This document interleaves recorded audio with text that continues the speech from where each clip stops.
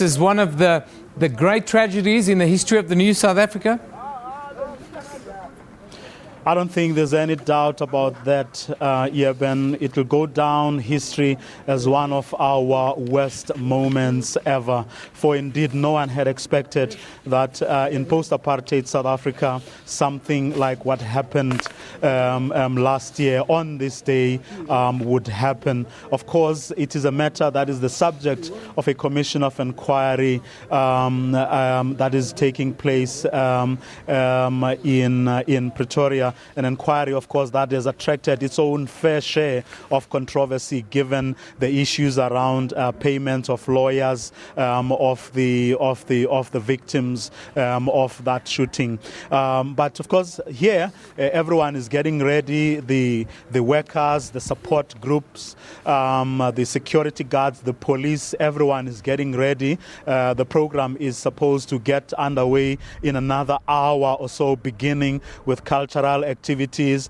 and from then on there's going to be an ecumenical service conducted by the clergy from the South African Council of Churches. Political parties are also going to be here to give messages of support.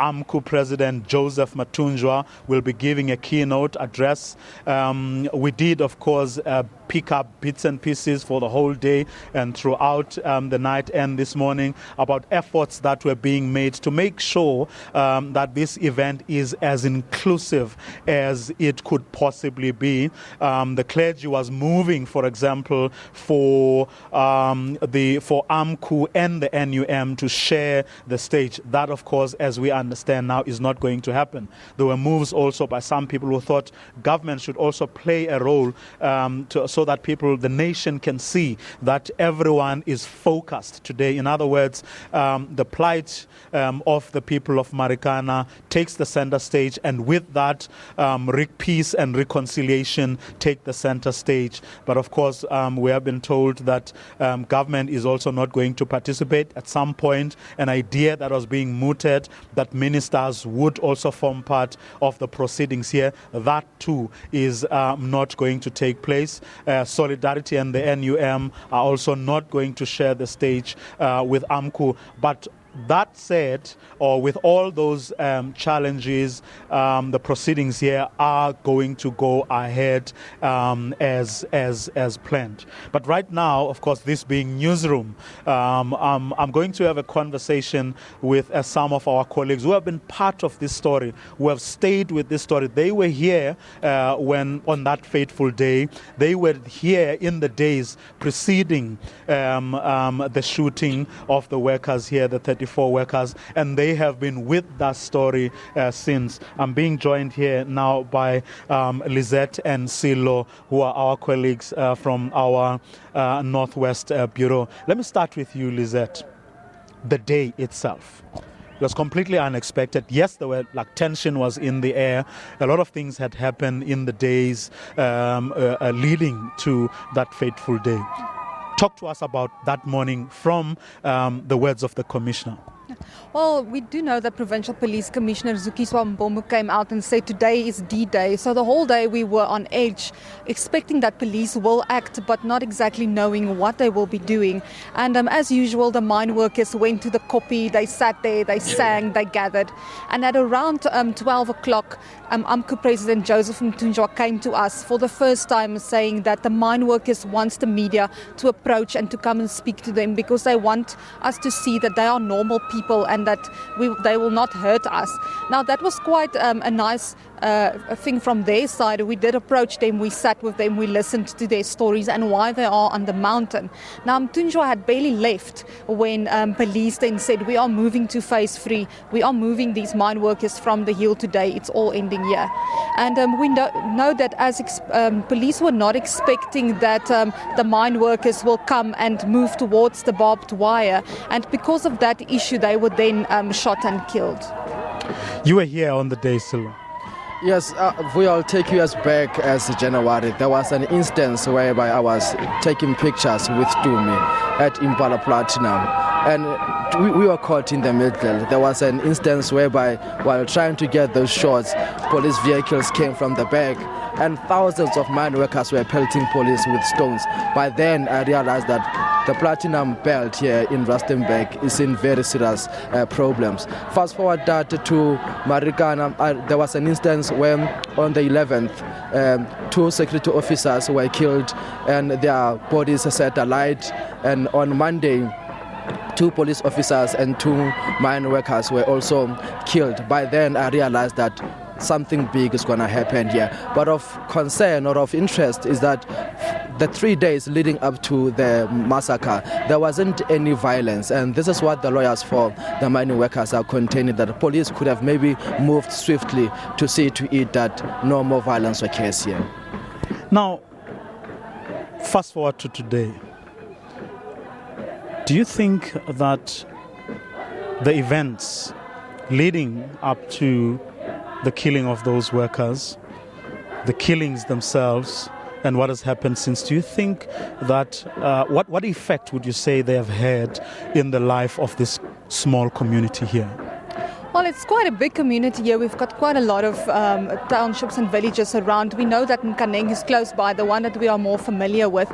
And we did spend some time with the mine workers even earlier this week, asking them, how do you feel now that a year later you are still here, you're still staying in the same home you were last year, it's still the same conditions, your children are not going to school. Was it actually worth it for you guys to stand so strong and to say we want better living conditions? And they were agreeing with us that they had hoped that government would step in, that once they were on the map and that the whole world actually took notice of them, things will change for them. But that hasn't been the case. So we will see going forward what will actually happen and how their lives will be bettered as well. Do you get a sense of regret? Do you get a sense that the workers are regretting the fact that lives were lost? They did all they did, but it seems to be in vain, in that none of their grievances haven't really been met. The situation on the ground hasn't changed. Their material lives haven't changed. There is that sense of regret, but over and above that, these workers say they are not going to back down on their demands. Yesterday I spoke to Simpiwe boy from Butterworth in the Eastern Cape, who was really taking us back on what happened on that fateful day by saying that they will only be at peace if they can only get that 12,500.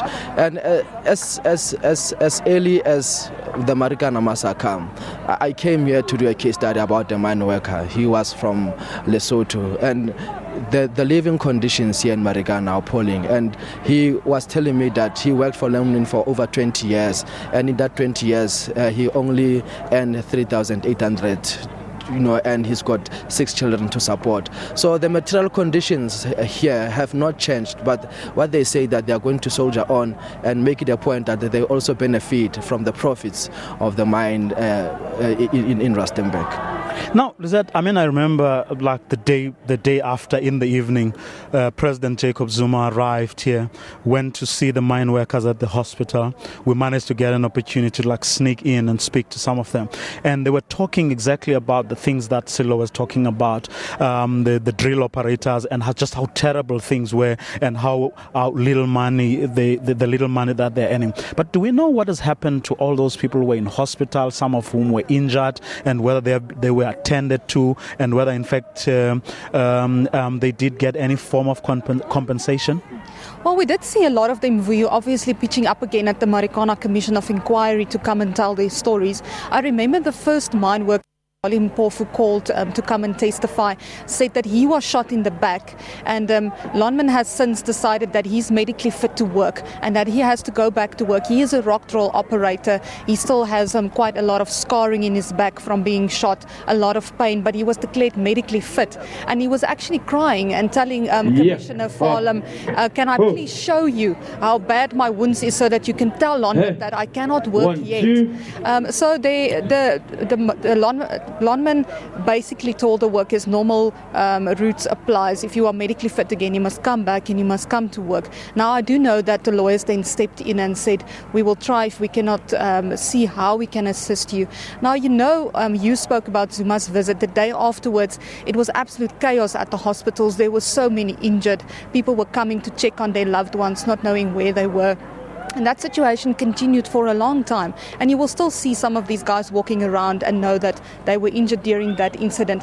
But medical care, some even said they are afraid to go back to hospital because they might get arrested again if they go to hospital, because you will remember they were still in hospital when police came for them. So they said they're not going back for any medical treatment.